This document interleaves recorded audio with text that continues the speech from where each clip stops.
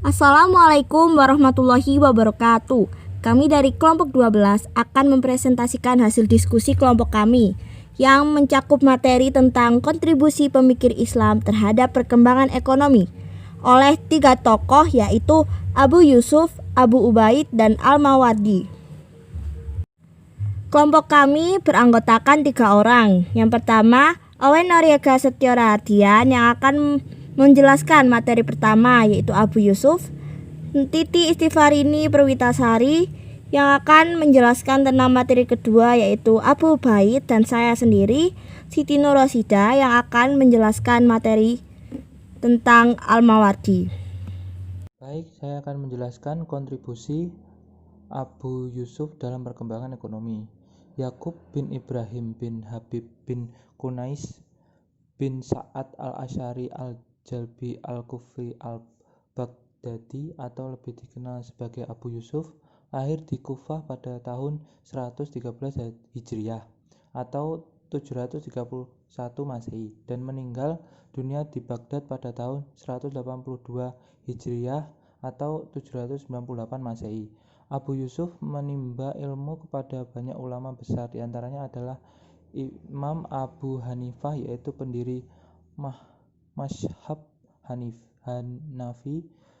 Berkat bimbingan para gurunya serta ditunjang oleh ketekunan dan kecerdasannya, Abu Yusuf tumbuh sebagai alim ulama yang sangat dihormati oleh berbagai kalangan, baik ulama maupun penguasa masyarakat umum. Abu Yusuf dikenal sebagai qadhi atau hakim, bahkan sebagai qadhi al-Qudah, hakim agung pada dinasti Abbasiyah, yaitu pada masa pemerintahan Khalifah Harun ar-Rasyid.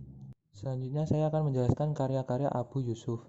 Sekalipun disibukkan dengan berbagai aktivitas mengajar dan birokrasi, Abu Yusuf masih meluangkan waktu untuk menulis.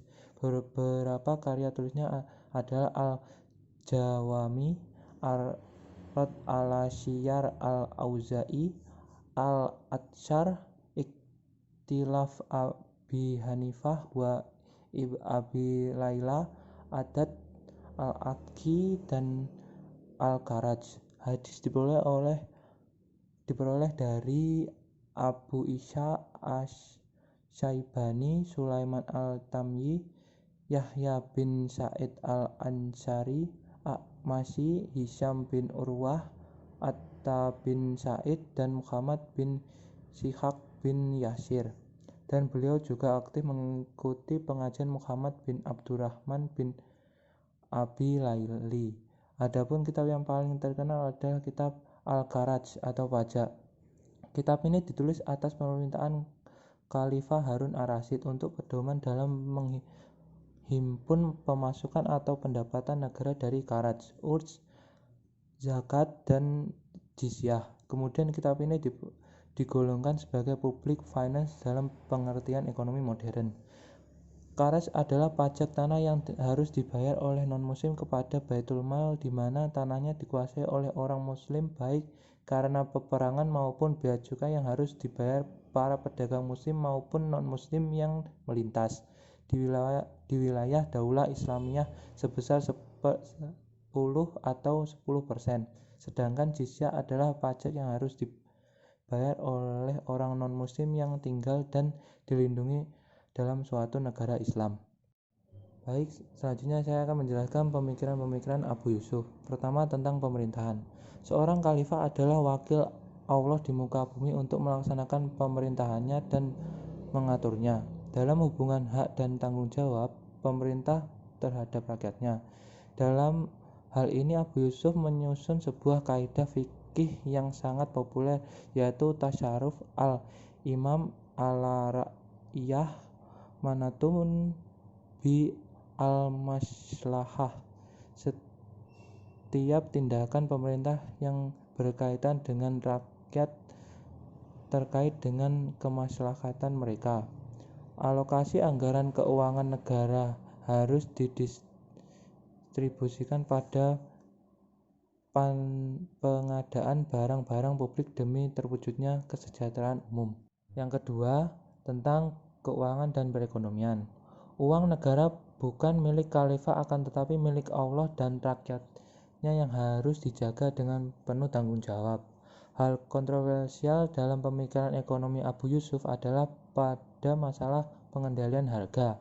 Beliau menentang pemerintah dalam menetapkan harga karena bukan menjadi alasan untuk menurunkan harga bila terjadi banyak barang yang beredar di pasar. Dan sebaliknya, kelangkaan tidak dijadikan sebagai alasan harga melambung tinggi. Dalam hal ini beliau mengutip hadis Rasulullah SAW yang menyatakan bahwa tinggi dan rendahnya barang merupakan bagian dari keterkaitan dengan keberadaan Allah, dan kita tidak bisa mencampuri terlalu jauh bagian dari ketetapan tersebut. Pemikiran utama Abu Yusuf dalam masalah keuangan publik, beliau menyarankan tentang cara-cara mendapatkan sumber pendapatan untuk pembangunan jangka panjang, seperti pembangunan jembatan, jalan-jalan, bendungan, serta pembangunan saluran air besar maupun kecil. Ketiga, tentang pertanahan. Tanah yang diperoleh dari pemberian dapat ditarik kembali jika tidak digarap selama 3 tahun dan diberikan kepada yang lain. Abu Yusuf cenderung menyetujui negara mengambil bagian dari hasil pertanian dari para penggarap daripada menarik sewa dari lahan pertanian. Dalam pandangannya, cara ini lebih adil dan tampaknya akan memberikan hasil produksi yang lebih besar dengan memberikan kemudahan dalam memperluas tanah garapan. Yang keempat, tentang perpajakan. Dalam konsep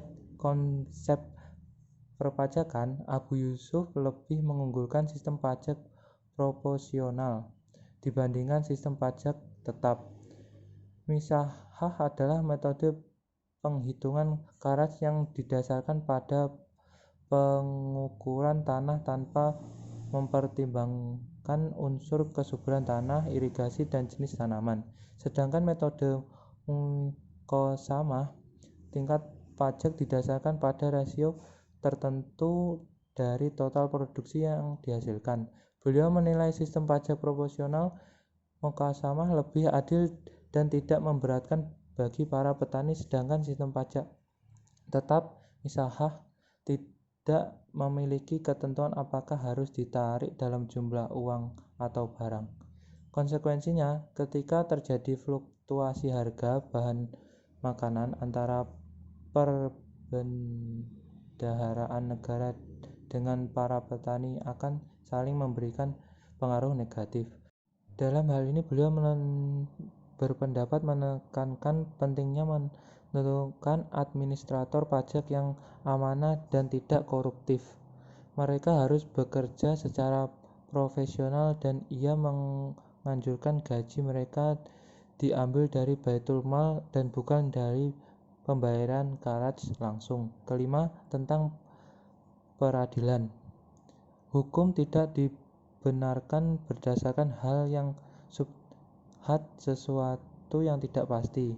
Kesalahan dalam mengampuni lebih baik daripada kesalahan dalam menghukum. Jabatan tidak boleh menjadikan bahan pertimbangan dalam peradilan. Selanjutnya, pandangan ekonomi Abu Yusuf. Mekanisme Abu Yusuf dalam membenahi sistem perekonomian, ia membenahi mekanisme ekonomi dengan jalan membuka jurang pemisah antara kaya dan miskin.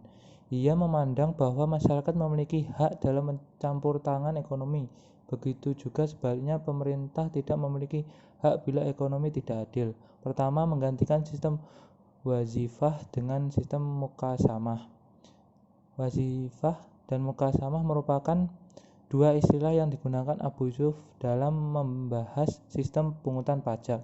Menurut Abu Yusuf, sistem wazifah perlu diganti dengan sistem muqasamah karena muqasamah merupakan sistem yang bisa mencapai keadilan ekonomi. Kedua, membangun fleksibilitas sosial. Yang sering menjadi perbincangan dan diskusi yaitu ketika konsep agama dan negara dihadapkan tentang muslim dan non-muslim. Di antaranya warga negara yang non-muslim harus membayar pajak, sedangkan warga muslim tidak diharuskan. Islam hanya mengakui warga muslim yang mendapat kepastian hukum penuh, sedangkan non-muslim tidak. Abu Yusuf dalam hal ini menyikapi perlakuan terhadap 3 kelompok yang dianggap tidak mempunyai kapasitas hukum secara penuh, yaitu kelompok Harbi, Mustakmin, dan Zimmi. Ketiga kelompok ini mendapat perhatian khusus dalam pandangan Abu Yusuf dengan memberi pemahaman keseimbangan dan persamaan hak terhadap mereka di tengah sesuai status kewarganegaraan, sistem perekonomian dan perdagangan serta ketentuan hukum lainnya. Perhatian khusus tersebut diantaranya terlihat dalam mekanisme penetapan pajak jizyah terhadap mereka. Ketiga, membangun sistem politik dan ekonomi yang transparan. Menurut Abu Yusuf, pembangunan sistem ekonomi dan politik mutlak dilaksanakan secara transparan. Karena asas transparan adalah ekonomi merupakan bagian yang paling penting guna mencapai perwujudan ekonomi yang adil dan manusiawi. Pengaturan pengeluaran negara, baik berkaitan dengan incidental revenue maupun permanent revenue, dijelaskan secara transparan pengalokasiannya kepada masyarakat, terutama kaitannya dengan fasilitas publik.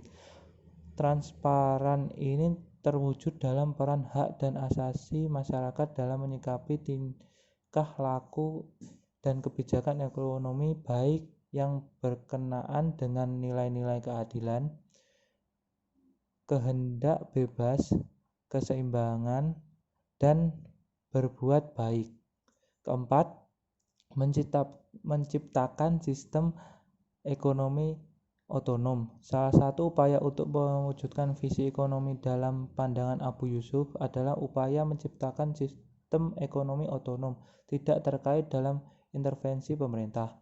Dalam hal ini, mekanisme kerja yang beliau tawarkan adalah hasilnya terhadap regulasi harga yang bertentangan dengan teori supply dan demand.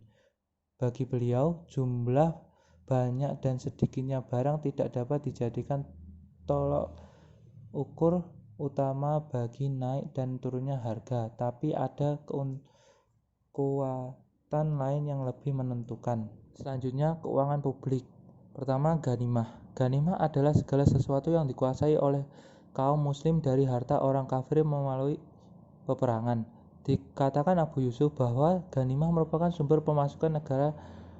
Pemasukan dari ghanimah tetap ada dan menjadi bagian penting dalam keuangan publik. Akan tetapi, karena sifat yang tidak rutin, maka pos ini dapat digolongkan sebagai pemasukan yang tidak tetap. 2. Pajak atau kharaj. Kharaj adalah pajak yang dipungut dari non-muslim. Menurut Abu Yusuf, tanah yang akan dikenai pajak antara lain: pertama, wilayah lain di luar kota Arab di bawah kekuasaan Islam. Pertama, wilayah yang diperoleh melalui peperangan. 2. Wilayah yang diperoleh melalui perjanjian damai. 3.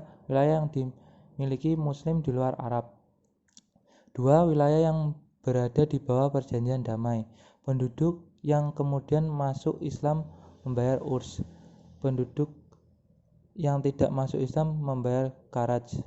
3. Tanah taklukan. Pertama, penduduk yang masuk Islam sebelum kekalahan, maka tanah yang mereka miliki akan tetap menjadi milik mereka dan harus membayar urs. 2. Tanah taklukan tidak diserahkan dan tetap memiliki zimmi atau orang kafir yang tidak menyakiti atau tidak memusuhi orang muslim, maka wajib membayar kharaj. 2. Tanah yang dibagikan kepada para pejuang, maka tanah tersebut dipungut urs. Keempat, tanah yang ditahan negara, maka kemungkinan jenis pajaknya adalah ursi dan kharaj. 4. Zakat.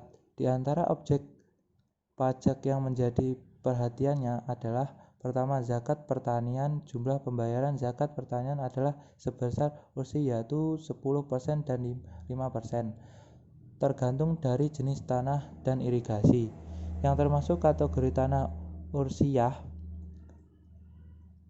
menurut Abu Yusuf adalah: pertama, lahan yang termasuk Jazirah Arab meliputi Hijaz, Makkah, Madinah, dan Yaman. 2. Tanah tandus atau mati yang dihidupkan kembali oleh orang Islam.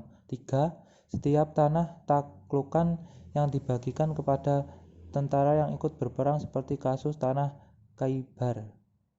4. Tanah yang diberikan kepada orang Islam seperti tanah yang dibagikan melalui institusi IKTA kepada orang-orang yang berjasa bagi negara. 5. Tanah yang dimiliki oleh orang Islam dari negara, seperti tanah sebelumnya dimiliki oleh raja-raja Persia dan keluarganya, atau tanah yang ditinggalkan oleh musuh yang terbunuh atau melarikan diri dari peperangan. Kedua, objek pajak yang menjadi perhatian adalah zakat dari hasil mineral atau barang tambang lainnya. Abu Yusuf dan ulama Hanafiyah berpendapat bahwa standar zakat untuk barang-barang tersebut tarifnya seperti ghanimah 1/5 atau 20% dari total produksi. 5. Fai'i. Fai adalah segala sesuatu yang dikuasai kaum muslimin dari harta orang kafir tanpa peperangan, termasuk harta yang mengikutinya, yaitu karat tanah tersebut, jizyah perorangan, dan ursi dari perdagangan. Semua harta dan harta mengikutinya berupa karat, jizyah, dan ursi merupakan harta yang boleh dimanfaatkan oleh kaum muslimin dan disimpan dalam bait al-mal. Semuanya termasuk kategori pajak yang merupakan sumber pendapatan tetap bagi negara. Harta tersebut dapat dibelanjakan untuk memelihara dan mewujudkan kemaslahatan umat. 6. Ursi bea cukai. Ursi merupakan hak kaum muslim yang diambil dari harta perdagangan al-jimmah dan penduduk kaum harbi yang melewati perbatasan negara Islam. Ursi dibayar dengan cash atau barang. Abu Yusuf melaporkan bahwa Abu Musa al-Asy'ari, salah satu gubernur, pernah menulis kepada Khalifah Umar bahwa para pedagang muslim dikenakan bea dengan tarif 1/10 di tanah-tanah harbi. Khalifah Umar menasihatinya untuk melakukan 3 hal yang sama dengan menarik bea dari mereka seperti yang mereka lakukan kepada pedagang muslim. Tarif ursi ditetapkan sesuai dengan status pedagang. Jika ia muslim, maka ia akan dikenakan zakat pedagang sebesar 2,5% dari total barang yang dibawanya. Sedangkan ahli jimmah dikenakan tarif 5%, tarif harbi dikenakan tarif 10%. Selain itu, kafir harbi dikenakan bea masuk kedatangan mereka ke negara Islam dengan barang yang sama, tetapi bagi pedagang muslim dan pedagang al-jimmah, bea hanya dikenakan sekali dalam setahun. Dalam pengumpulan bea, Abu Yusuf masyarakat 2 hal yang harus diperhatikan. Pertama, barang-barang tersebut haruslah barang-barang yang dimaksudkan untuk diperdagangkan. Kedua, nilai barang yang dibawa tidak kurang dari 200 dirham. Selanjutnya, saya akan mempresentasikan tentang kontribusi Abu Ubaid dalam perkembangan ekonomi. Abu Al-Hasan Ali bin Muhammad bin Habib Al-Mawardi Al-Basri Al-Syafi'i, atau biasa disebut dengan Abu Ubaid, lahir di kota Basrah pada tahun 154 Hijriah. Abu Ubaid merupakan seorang ahli hukum ekonomi Islam, ahli hadis, dan ahli bahasa Arab. Pada usia 20 tahun, Abu Ubaid pergi berkelana untuk menuntut ilmu ke berbagai kota seperti Kufah, Basra, dan Baghdad. Ilmu yang dipelajarinya antara lain mencakup ilmu tata bahasa Arab, qiraat, tafsir, hadis, dan fikih. Beliau menghasilkan sekitar 20 karya baik dalam bidang ilmu nahwu, qawaid, fikih, syair, dan lain-lain. Pada tahun 192 Hijriah, Sabit ibnu Nasir ibnu Malik, gubernur Tugur di masa pemerintahan Khalifah Harun al-Rashid, mengangkat Abu Ubaid sebagai qadhi atau hakim di Tarsus hingga tahun 210 Hijriah. Selanjutnya adalah karya-karya yang dihasilkan oleh Abu Ubaid. Abu Ubaid menghasilkan karya-karyanya dalam beberapa ilmu, ada dalam ilmu nahwu, qiraah, fikih, dan syair. Tetapi karya terbesar dan terkenalnya adalah Kitab Al-Amwal dalam bidang fikih. Kitab Al-Amwal dari Abu Ubaid merupakan suatu karya yang lengkap tentang keuangan negara dalam Islam. Buku ini sangat kaya dengan sejarah perekonomian dari paruh pertama abad kedua Hijriah. Kitab Al-Amwal merupakan sebuah mahakarya tentang ekonomi yang dibuat oleh Abu Ubaid dengan menekankan beberapa isu mengenai perpajakan hukum, serta hukum administrasi dan hukum internasional. Kitab Al-Amwal ini secara komprehensif membahas tentang sistem keuangan publik Islam, terutama pada bidang administrasi pemerintahan. Kitab ini juga merupakan ringkasan tradisi Islam asli dari Nabi, para sahabat, dan para pengikutnya mengenai permasalahan ekonomi selama peradaban Islam. Selanjutnya, saya akan menjelaskan tentang pemikiran-pemikiran Abu Ubaid dalam perekonomian Islam. Yang pertama ada filosofi hukum dari sisi ekonomi. Pada dasarnya, Abu Ubaid memiliki pendekatan yang berimbang kepada hak-hak individual, publik, dan negara. Jika kepentingan individual berbenturan dengan kepentingan publik, maka ia akan berpihak pada kepentingan publik. Saat membahas tentang tarif atau persentase untuk pajak tanah dan poll tax, ia menyinggung tentang pentingnya keseimbangan antara kekuatan finansial dari subjek non-muslim. Dalam finansial modern disebut sebagai capacity to pay atau kemampuan membayar. Dan juga memperhatikan kepentingan para penerima muslim. Pasukan muslim yang lewat di atas tanah subjek non-muslim dilarang untuk ditarik uang atau biaya yang melebihi apa yang diperoleh oleh perjanjian perdamaian. Ia membela pendapat bahwa tarif pajak kontraktual tidak dapat dinaikkan, tetapi dapat diturunkan jika terjadi ketidakmampuan membayar serius. Lebih jauh lagi, Abu Ubaid mengatakan jika permohonan pembebasan hutang disaksikan oleh saksi muslim, maka komoditas komersial subjek muslim setara dengan jumlah hutangnya, dan itu akan dibebaskan dari cukai, dan juga menjelaskan beberapa bab untuk menekankan di satu sisi bahwa pengumpul kharaj, jizyah, zakat tidak boleh menyiksa subjeknya, dan di sisi lain bahwa para subjek harus memenuhi kewajiban finansialnya secara teratur dan pantas. Di sisi lain, Abu Ubaid berupaya untuk menghentikan terjadinya diskriminasi atau penindasan dalam perpajakan, serta terjadinya penghindaran terhadap pajak. Yang kedua ada dikotomi badui masyarakat desa dan urban masyarakat kota. Abu Ubaid mengembangkan suatu negara Islam dengan berdasarkan administrasi pertahanan, pendidikan, dan hukum. Biasanya, karakteristik tersebut hanya diberikan oleh Allah kepada kaum urban. Sedangkan, kaum badui tidak bisa menyumbang pada kewajiban publik sebagaimana yang dilakukan oleh kewajiban kaum urban, dan kaum badui tidak dapat menerima manfaat pendapatan fai seperti kaum urban. Mereka juga tidak berhak menerima tunjangan dari provinsi dan negara. Mereka memiliki hak klaim sementara terhadap penerimaan fee hanya pada saat terjadi 3 kondisi krisis seperti saat invasi atau penyerangan musuh, kekeringan yang dahsyat, dan kerusuhan sipil. Selain itu, Abu Ubaid juga memperluas aturan ini pada masyarakat pegunungan dan pedesaan. Pemikiran-pemikiran Abu Ubaid dalam masalah perekonomian Islam yang ketiga ada kepemilikan atau pandangan kebijakan perbaikan pertanian. Dalam hal ini, Abu Ubaid menetapkan hukum-hukum pertanahan, diantaranya ialah Iqta. Iqta yaitu tanah yang diberikan oleh kepala negara kepada seorang rakyat untuk menguasai sebidang tanah dengan mengabaikan yang lainnya.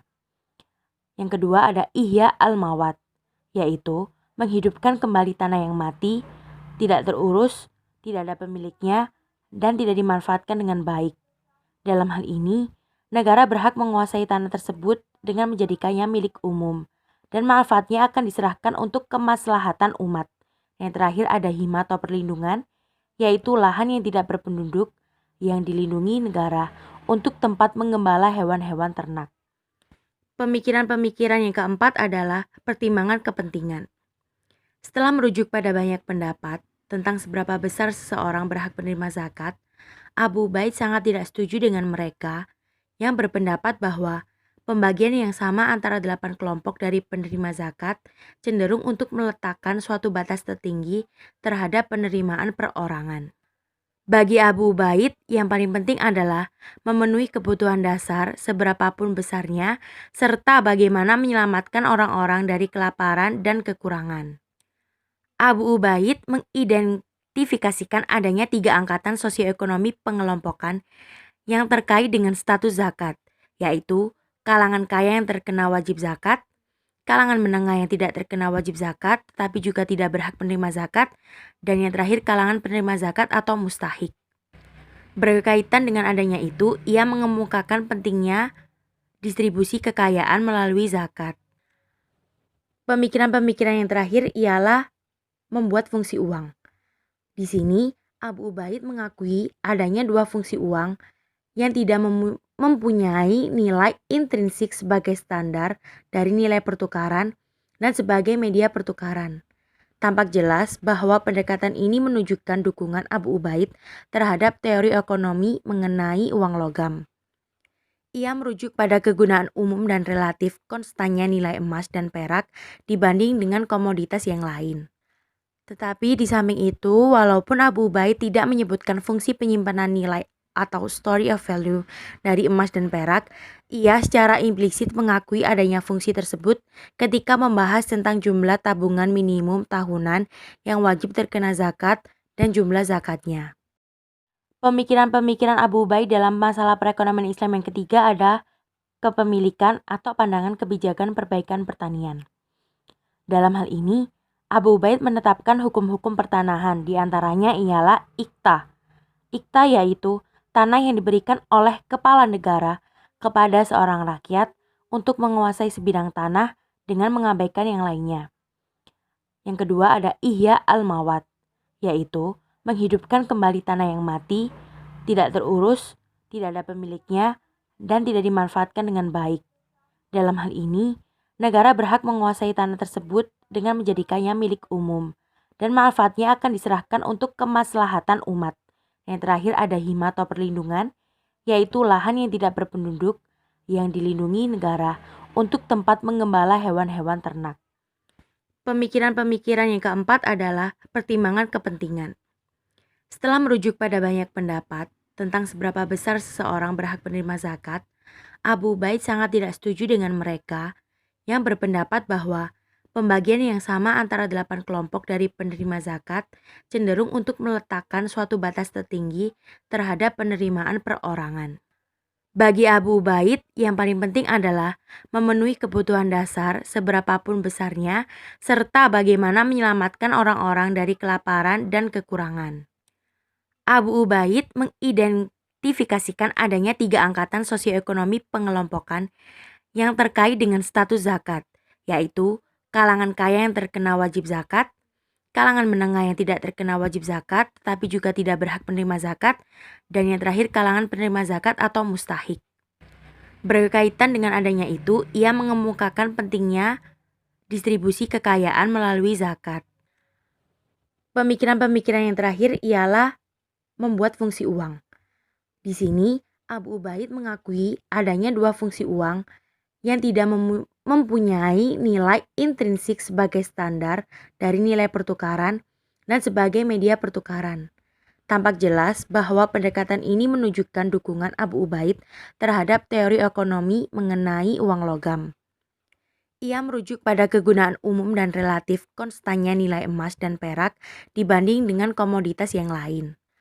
Tetapi di samping itu, walaupun Abu Ubaid tidak menyebutkan fungsi penyimpanan nilai atau story of value dari emas dan perak, ia secara implisit mengakui adanya fungsi tersebut ketika membahas tentang jumlah tabungan minimum tahunan yang wajib terkena zakat dan jumlah zakatnya. Abu Al-Hasan Ali bin Muhammad bin Habib Al-Mawardi Al-Basri Al-Syafi'i atau yang sering kita kenal sebagai Al-Mawardi lahir di kota Basrah pada tahun 364 Hijriah. Setelah mengawali pendidikannya di kota Basrah dan Baghdad, beliau berkelana ke berbagai negara Islam untuk menuntut ilmu. Berkat keluasan ilmunya, salah satu tokoh besar mazhab Syafi'i ini dipercaya memangku jabatan qadhi atau hakim di berbagai negeri secara bergantian. Setelah itu, Al-Mawardi kembali ke kota Baghdad untuk beberapa waktu kemudian diangkat sebagai hakim agung pada masa pemerintahan Khalifah Al-Qaim bi Amrillah Al-Abbasi. Al-Mawardi memperoleh kedudukan yang tinggi di masa para penguasa di masanya. Bahkan, para penguasa Bani Buwaihi selaku pemegang kekuasaan pemerintahan Baghdad menjadikannya sebagai mediator mereka dengan musuh-musuhnya. Sekalipun telah menjadi hakim, Al-Mawardi tetap aktif mengajar dan menulis. Al-Hafiz Abu Bakar Ahmad bin Ali Khatib Al-Baghdadi dan Abu Al-Is Ahmad bin Khadashi merupakan dua orang dari sekian banyak murid Al-Mawardi. Sejumlah besar karya ilmiah yang meliputi berbagai bidang kajian dan bernilai tinggi telah ditulis oleh beliau, seperti tafsir Al-Quran, Al-Qarim, Al-Amsal, wa Al-Hikam, Al-Hawi Al-Kabir, Al-Iqna, Al-Adab Ad-Dunya wa Ad-Din, Siyasah Al-Maliki, Nasihat Al-Muluk, Al-Ahkam As-Sultaniyah, An-Nukan wa Al-Uyun, dan Siyasah Al-Wizarat wa Asiyah Al-Maliki. Dengan mewariskan berbagai karya tulis yang sangat berharga tersebut, Al-Mawardi meninggal dunia pada bulan Rabiul Awal tahun 450 Hijriah di kota Baghdad pada usia 86 tahun. Pada dasarnya, pemikiran ekonomi Al-Mawardi tersebar pada 3 buah karya tulisnya, yaitu Kitab Ad-Dunya wa Ad-Din, Al-Hawi, dan Al-Ahkam As-Sultaniyah. Dalam kitab Adab Ad-Dunya wa Ad-Din memaparkan perilaku seorang muslim serta 4 jenis mata pencarian utama, yaitu pertanian, peternakan, perdagangan, dan industri. Dalam kitab Al-Hawi secara khusus membahas mudharabah dalam berbagai pandangan mazhab. Dalam kitab Al-Ahkam As-Sultaniyah memaparkan sistem pemerintahan dan administrasi negara Islam seperti hak dan kewajiban penguasa terhadap rakyatnya, berbagai lembaga negara, penerimaan dan pengeluaran negara, serta institusi hizbah. Berikutnya adalah teori keuangan publik. Teori ini selalu terkait dengan peran negara dalam kehidupan ekonomi. Negara dibutuhkan karena berperan untuk memenuhi kebutuhan kolektif seluruh warga negaranya. Permasalahan ini pun tidak luput dari perhatian Islam. Al-Mawardi berpendapat bahwa pelaksanaan imamah atau kepemimpinan politik keagamaan merupakan kekuasaan mutlak dan pembentukannya merupakan suatu keharusan demi terpeliharanya agama dan pengelola dunia. Dalam perspektif ekonomi, pernyataan Al-Mawardi ini berarti bahwa negara memiliki peran aktif demi terrealisasinya tujuan material dan spiritual. Al-Mawardi memandang bahwa dalam Islam, pemenuhan kebutuhan dasar setiap anggota masyarakat bukan saja merupakan kewajiban penguasa dari sudut pandang ekonomi, melainkan juga moral dan agama. Tugas-tugas negara dalam kerangka pemenuhan kebutuhan dasar setiap warga negara. Yang pertama, melindungi agama. Yang kedua, menegakkan hukum dan stabilitas. Yang ketiga, memelihara batas negara Islam. Yang keempat, menyediakan iklim ekonomi yang kondusif. Yang kelima, menyediakan administrasi publik, peradilan, dan pelaksanaan hukum Islam. Yang keenam, mengumpulkan pendapatan dari berbagai sumber yang tersedia, serta menaikkannya dengan menerapkan pajak baru jika situasi menuntut. Yang ketujuh, membelanjakannya dana-dana Baitul Mal untuk berbagai tujuan yang telah menjadi kewajibannya.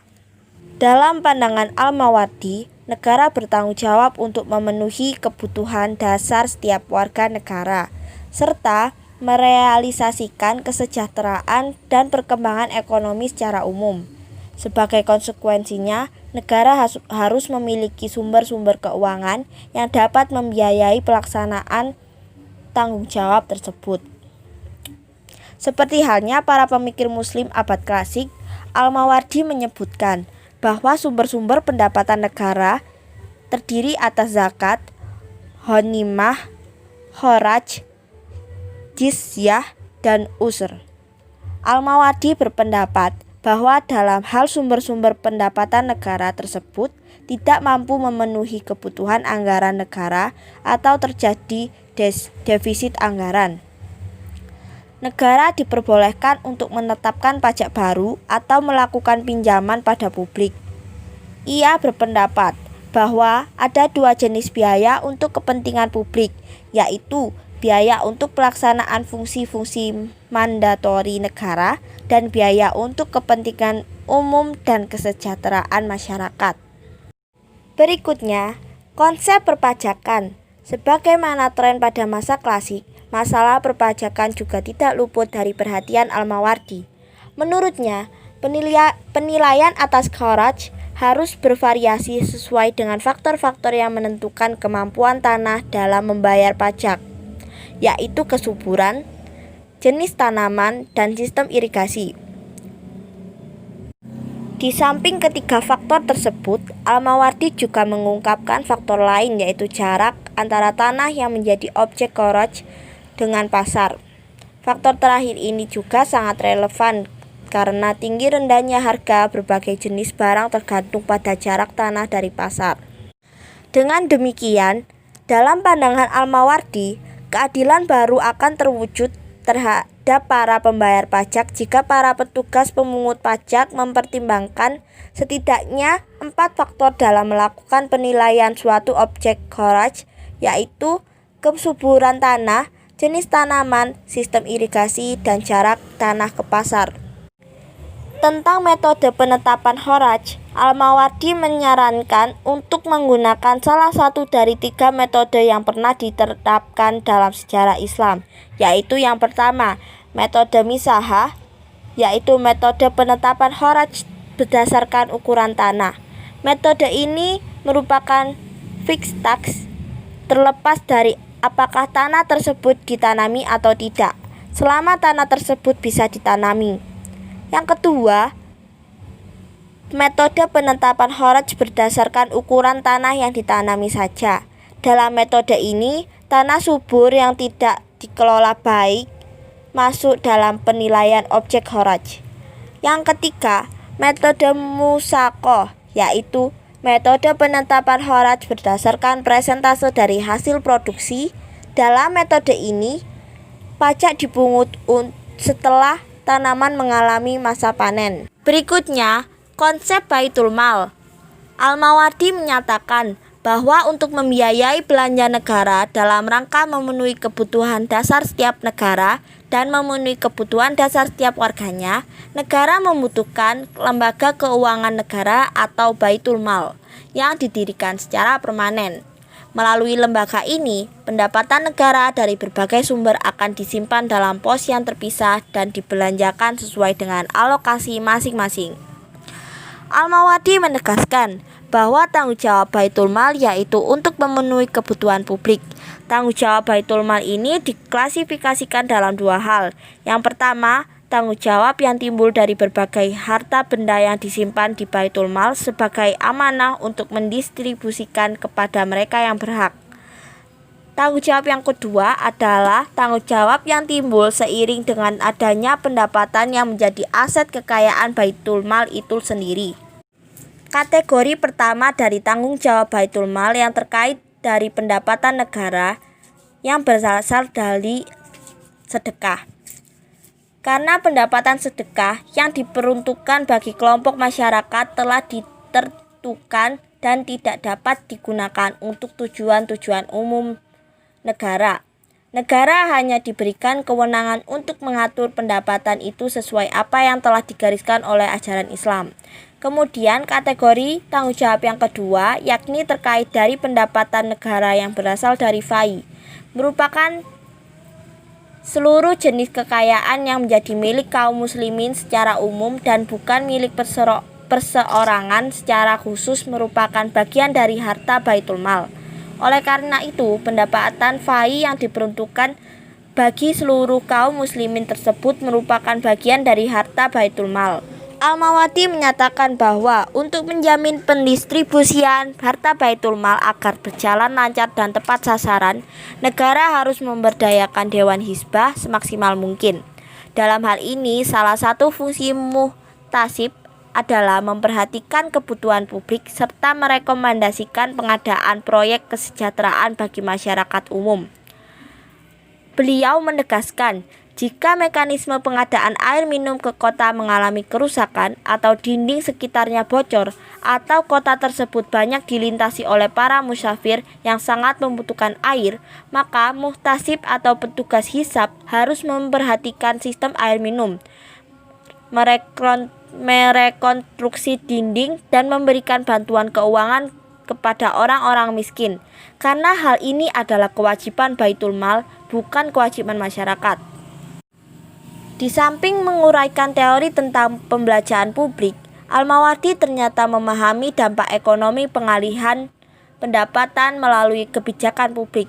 Ia menyatakan, setiap penurunan dalam kekayaan publik adalah peningkatan kekayaan negara, dan setiap penurunan dari kekayaan negara adalah peningkatan dalam kekayaan publik.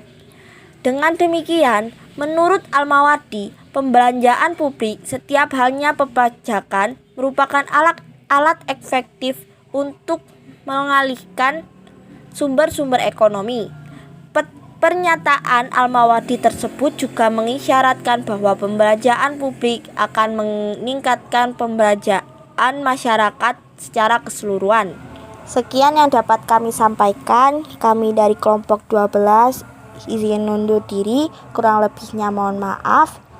Terima kasih telah mendengarkan. Wallahul muwaffiq ila aqwamit thoriq. Wassalamualaikum warahmatullahi wabarakatuh.